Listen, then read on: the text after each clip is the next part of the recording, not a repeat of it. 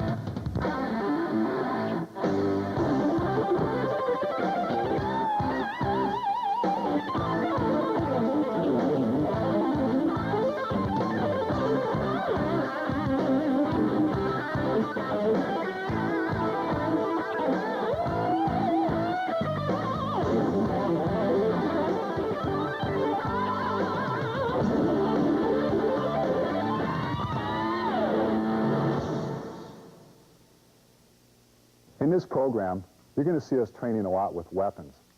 Okay, and I'd like to explain to you why we do that. It's not that we expect to have, I have my stick here and I'm walking down the street and some crazy has his stick and we go at it because we both know how to stick fight. That's not really the emphasis we want. The emphasis is on developing the attributes, okay? And when you're used to dealing with a stick whizzing around your head, sometimes as fast as 125 miles an hour, then you put that down, you go to the empty hands. It's like slow motion. It's the same feeling if you're driving your car 100 miles an hour out in the desert and you slow down coming in the city to 20. It's like you can get out and run faster than the car is moving. That's turbocharging your central nervous system and developing your attributes.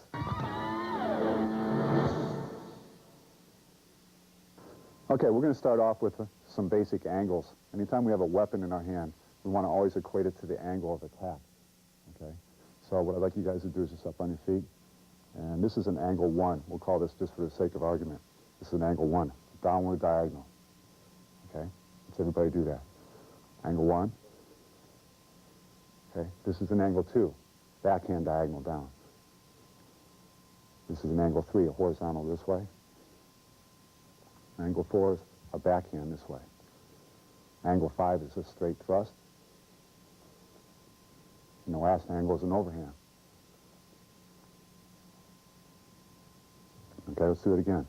1, 2, 3, 4, 5, and overhand.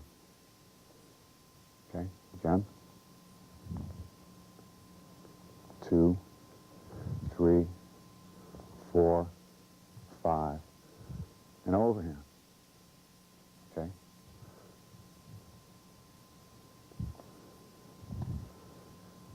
It's important to shift your weight. Okay? Make sure you're shifting weight from one foot to the other.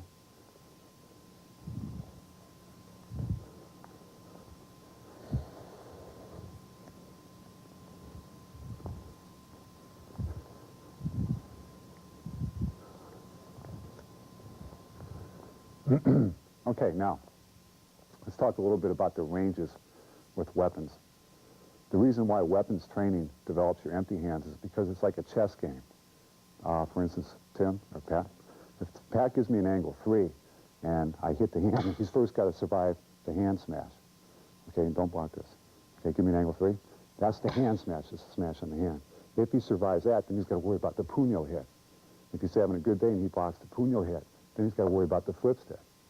Okay, so if he survives that, then I'm going to take the disarm out and put in the oblique kick. Okay, so weapons is like a chess game compared to the empty hands, which is like checkers. So the empty hands has a tendency to turbocharge our empty hands. Now, whenever you're training with weapons, it's important to always equate to your empty hands. All right, so we're going to start off with a very simple drill. It's called largo mano. Pat's going to feed me an angle 1, and I want to smash the hand. That's the first principle. Anytime we have an incoming weapon, we smash the hand. Okay, so give me an angle 1. I'm just going to touch the hand. Angle 2, touch the hand. Angle 3, touch the hand. Angle 4, touch the hand. Angle 5, touch the hand. And overhand. Okay? Let's pair off and try that.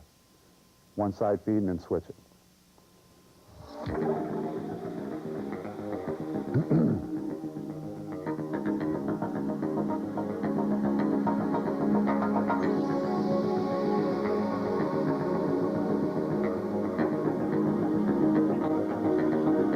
Okay, time. One of the most important principles in Filipino martial arts and weapons training is the concept of defanging the snake. Okay, anytime any angle comes in, I'm not really ever going to block this or just touch it. Okay, anytime that comes in, that's going to be my response. Okay, and that's going to inflict pain on the opponent's incoming weapon. If he gives me an angle 2, same thing. Any angle that's coming in, I'm simply going to smash his hand. Okay, I don't have to worry about blocking, give me an angle 1. We would never do this. Okay, it's always going to be inflicting pain.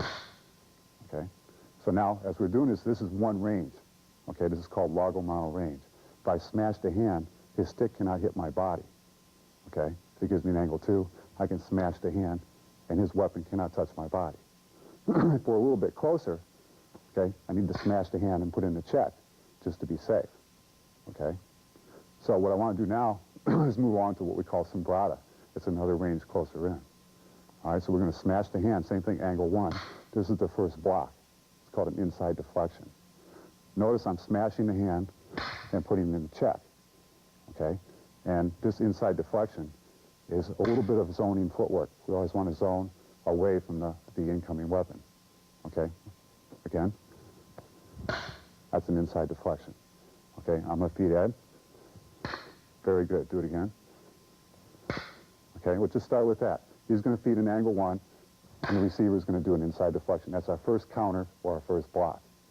Okay, let's try that.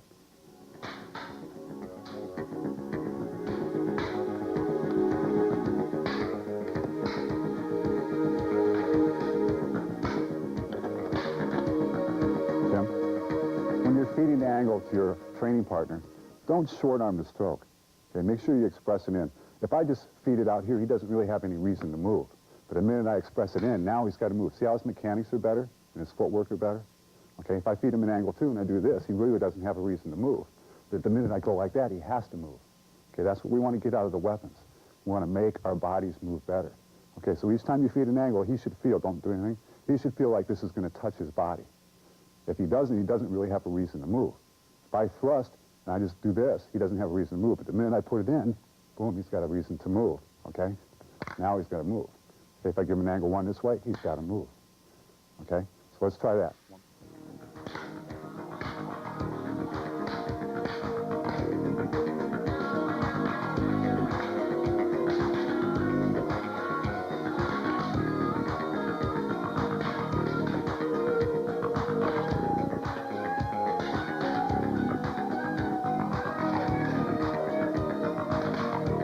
Okay, time.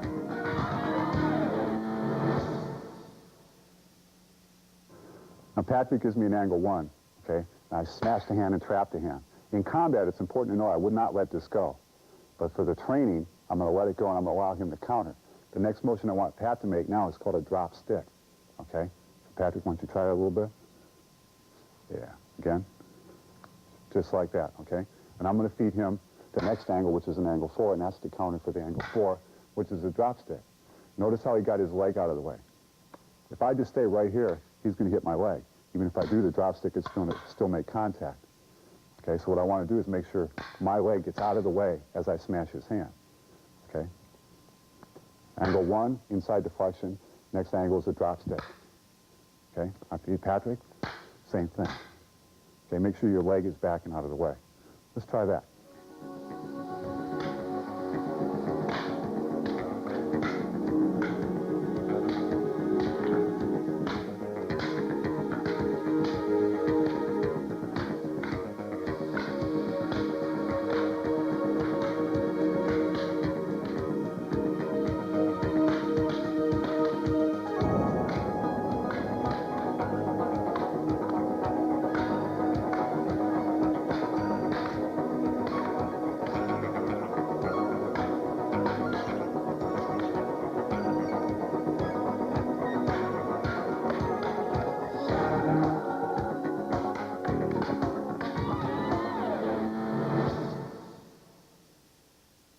sombrata, this range that we're doing this drill in, is meant to be a counter-for-counter drill. What we want to do is we want to build a whole pattern.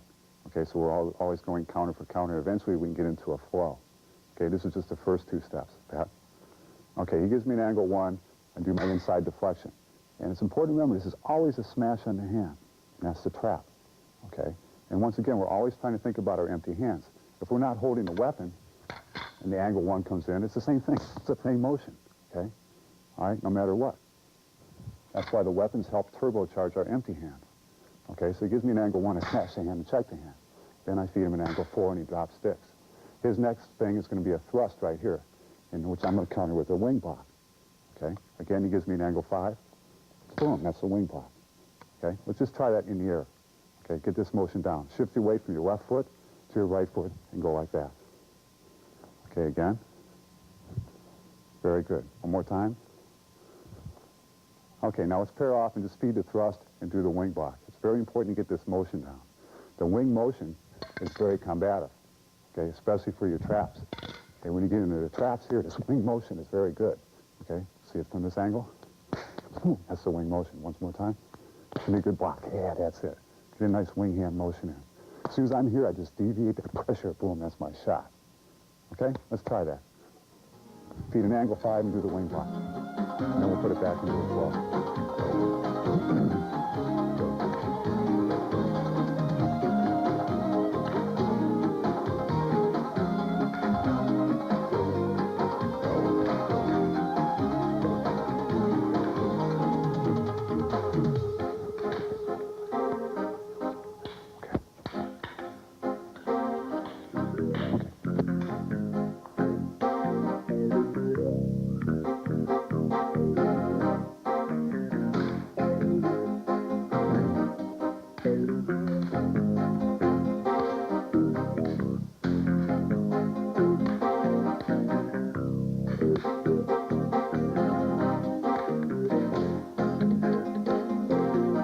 Okay, time.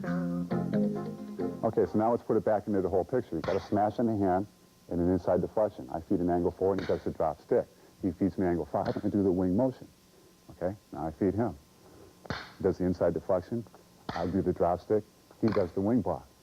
Okay, let's get that far.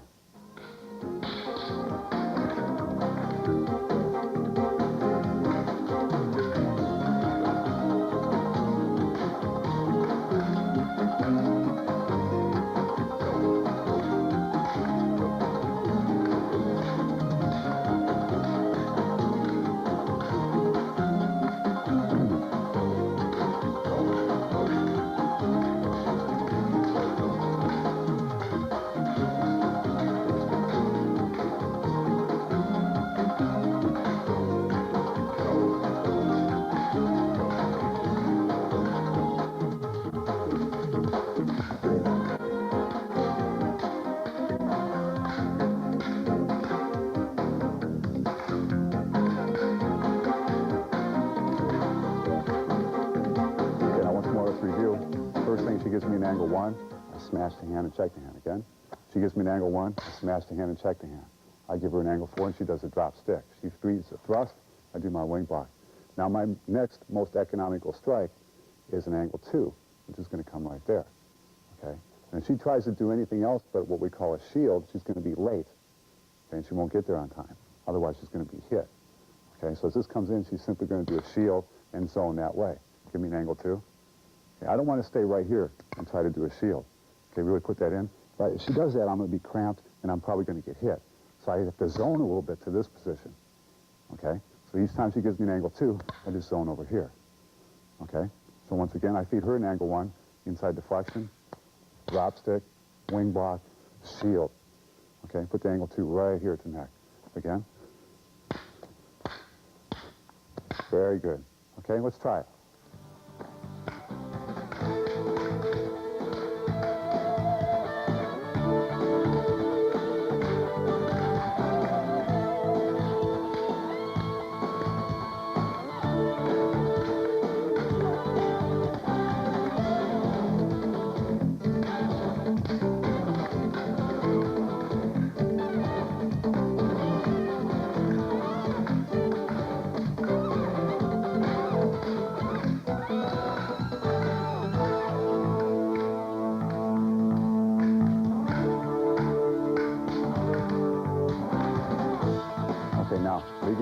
1, I do my inside deflection. I give her an angle 4, and she does her drop stick. She gives me a thrust, I do my wing block.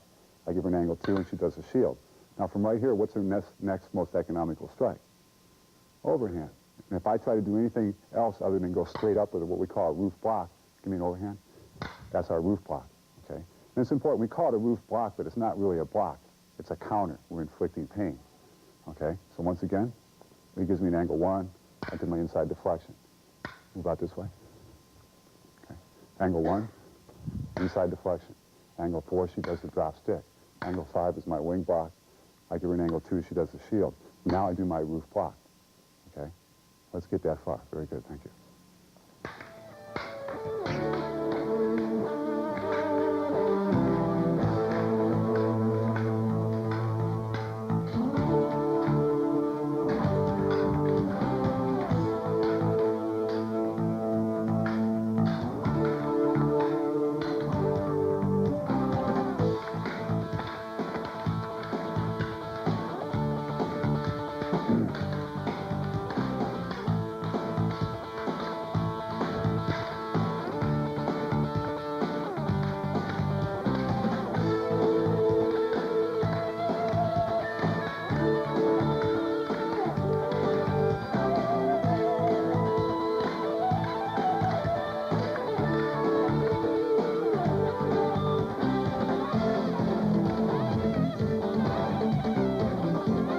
Absolutely, Charlton. Very good point. Time out.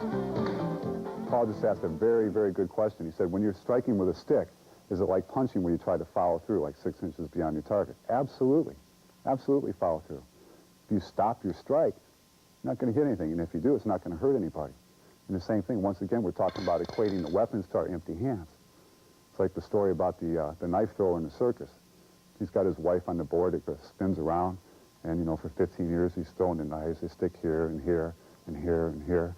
And he's so used to missing her, and he finds out that she's having an affair with the lion tamer.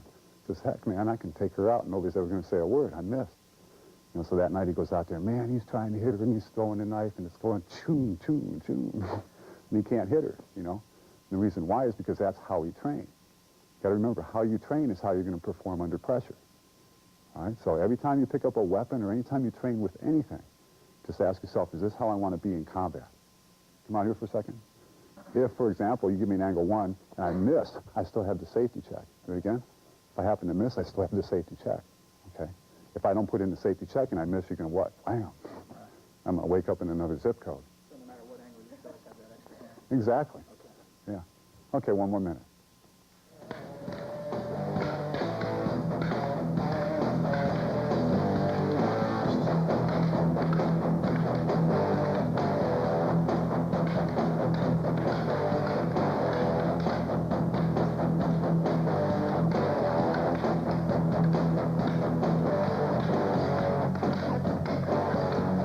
Okay, let's review now. It gives me an angle 1. My first block is an inside deflection, okay, or a counter.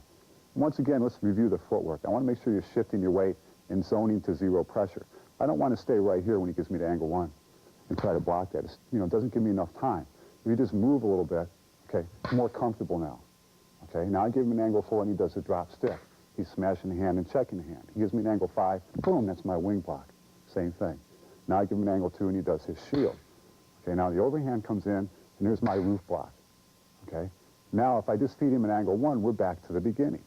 And we have a whole pattern now where we can continue to flow. Okay, very nice.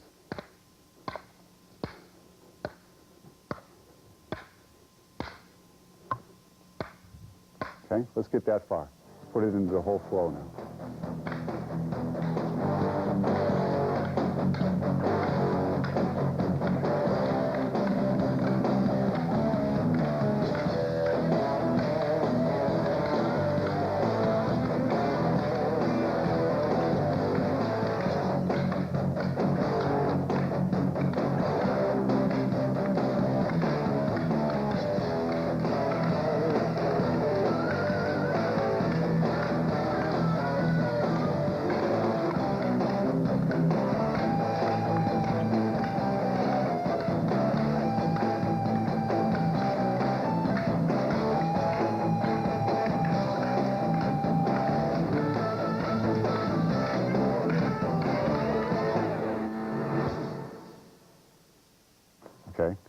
first range we covered was largo mono range. This is sombrata range. Okay, it's a different range. Okay, there's actually 7 different ranges in weapons training. The furthermost range is called projectile range. In old times, it used to be blow guns and bow and arrows and slings, that sort of thing.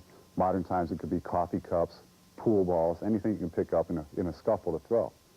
The next range inside of that is called carenza range. That literally means just shadow boxing. That's when you're just moving around, just kind of expressing yourself and staying busy. It's like an owie out in long range, okay? That's carenza. Largo mono is the range in which you can smash the hand, but you don't need the checking hand, okay, because the weapon can't hit your head. In sombrata range, the range we just covered, is when you can smash the hand and you still need the checking hand. Okay, Ed, let me borrow you. The next range inside of that is called puño range. Okay, if he gives me an angle 3, and I smash the hand here, and I thrust here, I can reach with my off hand, okay, but I can't really reach with a headbutt or a knee. It's too far to go, okay? So that's the next range we want to cover. And we're going to do a simple drill. It's called puño sombrata. He gives me an angle 3, and I smash the hand, and I thrust here. It's my first shot, and I feed him. Smash the hand, and just catch it right here. Okay, let's get that far. Angle 3, smash the hand, and thrust. Just stop it right there. Okay? That's it, perfect. Just stop it right there. All you're doing is catching this thrust.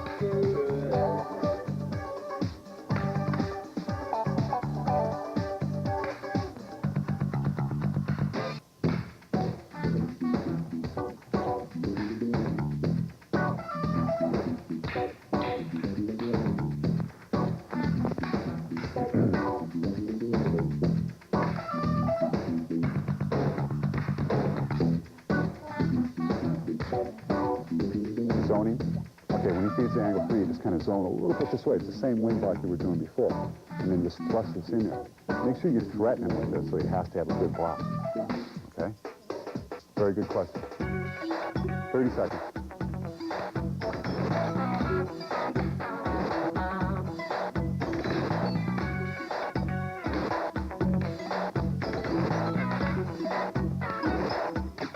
Okay, now Pat gives me an angle 3. That's my first shot, is my wing block. Then I put my thrust in and he blocks that. So he's having a good day. Now he's got to watch out for the flip stick. That sounded a little hollow in there. You all right? Yeah. Okay, once again. Smash the hand, thrust there, and there's a flip stick. Okay, the only way he can block that is to bring his weapon up what we call a high wing block. Okay? Let's get that far once again. Angle 3. Smash the hand, thrust, flip the stick. For training, we let that go. Okay, so you can see it. Under combat, we wouldn't let that go. We just hit him. Okay, and then maybe take the stick out there. So right now, we allow him to block that, and we allow him to escape that. Okay, so I feed him an angle 3. Flip stick.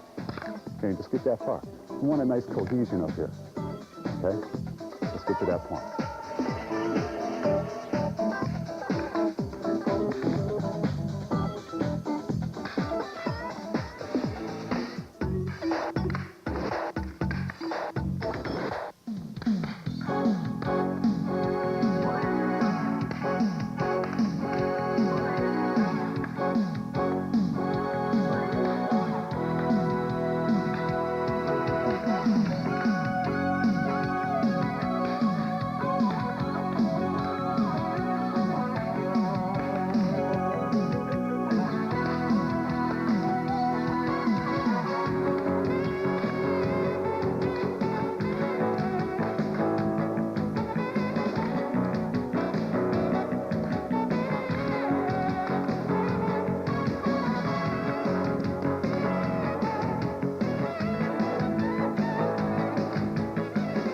Generally the last 6 inches of the stick. Okay, that's where you want to hit with.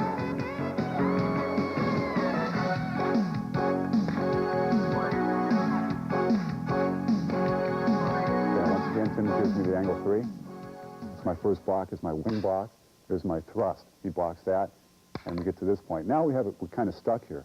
What we want to do is just come right through here and disengage, and I want to smash his hand on the way through. And I feed him an angle 3. Once again, we now have a whole pattern. Carry it through there. Right. Good. Angle 3. Wing block. Thrust. Flip stick. Disengage. Smash the hand. Okay? For training, we hit on the stick.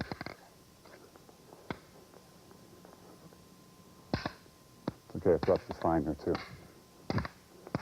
Okay, go ahead. Come out here. Good.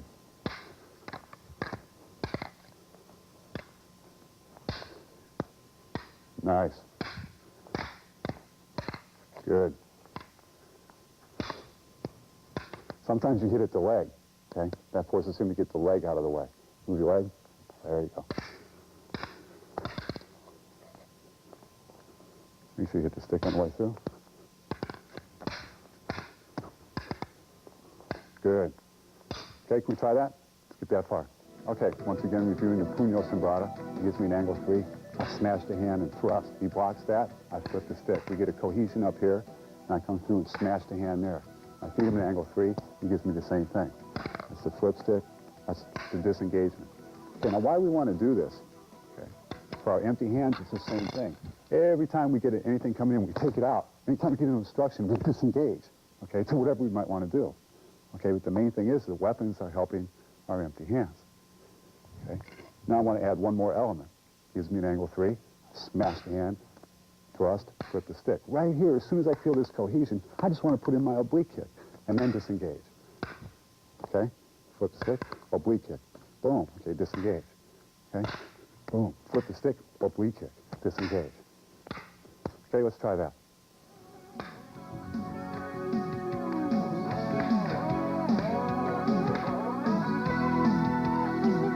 So he needs to work his hand tolerance.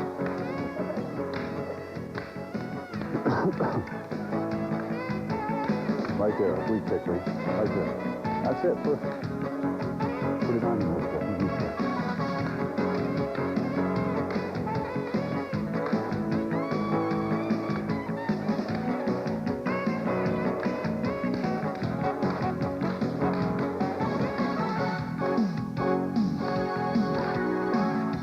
Put your kick on a little bit. Make it a little so you can hear it.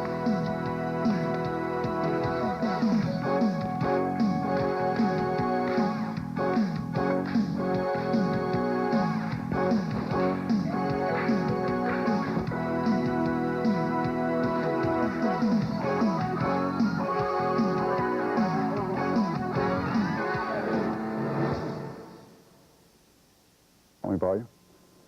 He gives me an angle 3. And right here at this point, block that. This is a range in which my puño can hit, or my hand, in either position. But it's really too far to go to headbutt or to knee. Okay?